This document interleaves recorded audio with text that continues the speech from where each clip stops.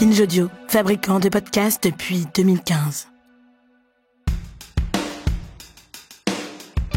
Salut, c'est Thomas Rozek. Cette saison, dans Programme B, on va tous les mois accueillir les différents épisodes d'une nouvelle série, Le Serment d'Augusta, une série d'Olympe de Gé et du professeur Emmanuel Flamand-Rose, neurologue à la Pitié-Salpêtrière, avec l'aide de Rosanne Le Saint et David Carzon. Une série qui explore les questions d'éthique et d'inclusivité dans le monde médical, réalisée par Elisa Grenet, produite par Anaïs Daïka, et dont voici le prologue. Bienvenue dans Programme B.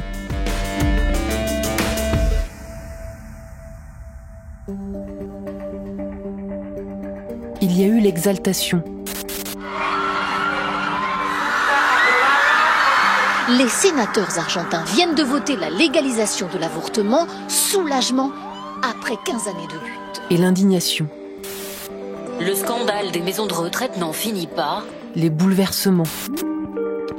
Est-ce que vous m'entendez là ? Vous m'entendez ? En fait, je vous entends, mais je vous vois pas, docteur.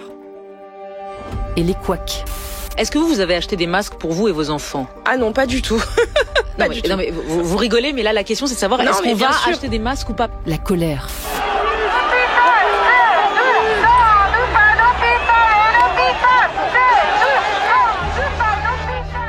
Mais aussi l'espoir. La naissance d'un bébé à la suite d'une greffe d'utérus. Son père a encore du mal à réaliser.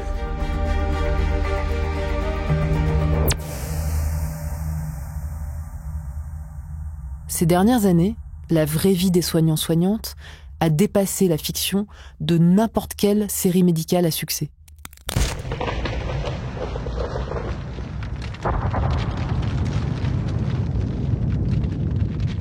Le vieux monde de la santé craque de partout. Dans les cœurs de nombreux soignants et soignantes qui ont choisi leur métier par passion, par conviction, il y a des questions. Est-il encore possible de travailler sans trahir ses valeurs, son éthique ? Comment protéger sa flamme ?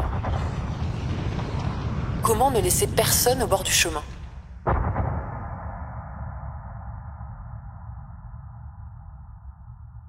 Dans nos cœurs, il y a aussi eu des secousses telluriques, des glissements. Pour beaucoup d'entre nous, le rapport à notre corps, à notre intime, à l'autre, a été profondément bouleversé. Il a été discuté publiquement, débattu, il a fait l'objet de manifestations, de procès médiatiques. Pour beaucoup d'entre nous, il est devenu insupportable de nous sentir dépossédés de notre corps, même dans un contexte médical. Beaucoup d'entre nous en ont assez des relations verticales, y compris entre médecins et patients. Maintenant, le savoir du vécu souhaite dialoguer avec le savoir scientifique. Et s'il était temps d'imaginer un nouveau serment ? Un serment qui viendrait compléter humblement le serment d'Hippocrate en prenant sa source dans les questionnements que nous avons ici et maintenant.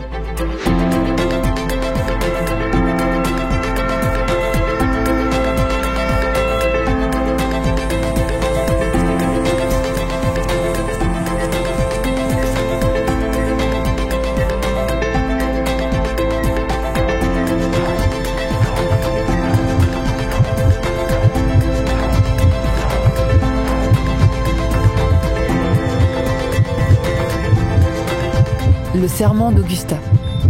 Prologue.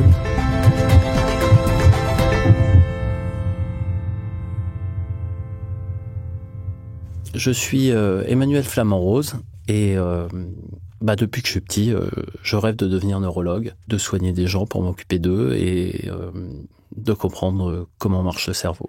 Et puis, ça s'est bien passé. Je suis devenu neurologue ici, à la Pitié-Salpêtrière, et j'enseigne en même temps à la faculté de médecine de Sorbonne Université. Je suis Olympe de Gé, réalisatrice et autrice, féministe engagée. Je suis patiente. Je suis aussi la fille, la petite fille, la sœur, l'amie de patients et de patientes. Et je dois dire que parmi les moments les plus intenses émotionnellement de ma vie, il y en a un grand nombre d'entre eux qui avaient pour cadre l'hôpital. On connaît tous l'histoire du Petit Prince.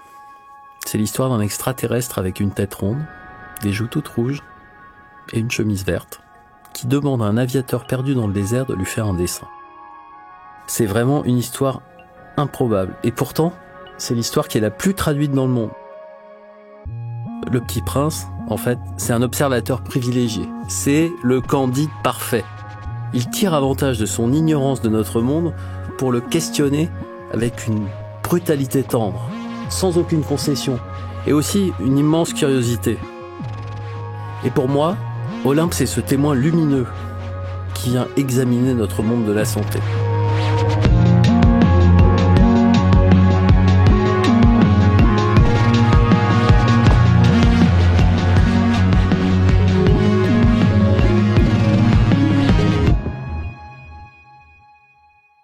Et c'est comme ça qu'est né le serment d'Augusta. Pourquoi un serment ? Pour proposer de nouvelles pistes de réflexion déontologique. Ce serment, il s'adresse aux soignants et soignantes en devenir, il s'adresse à tout et à toutes les professionnels de santé, et il s'adresse à nous, qui faisons appel au système de soins.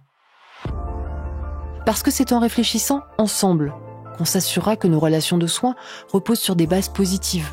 C'est en dialoguant qu'on imaginera un monde de la santé plus inclusif et plus safe. C'est en faisant bouger ce qu'on peut faire bouger nous, à l'échelle individuelle, qu'on retrouvera de l'enthousiasme, qu'on retrouvera du sens. Pourquoi le serment d'Augusta ?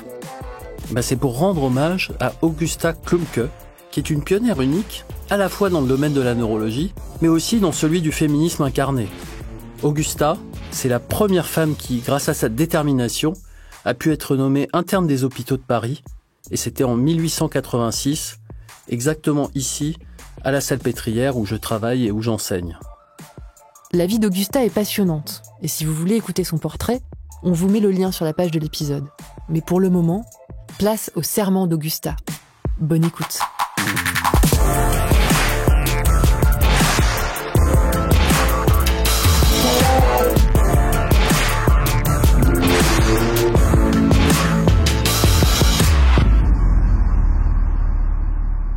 Si vous avez envie de réagir, que vous soyez patient, patiente ou futur professionnel de santé, écrivez-nous sur lesermentdaugusta@binge.audio.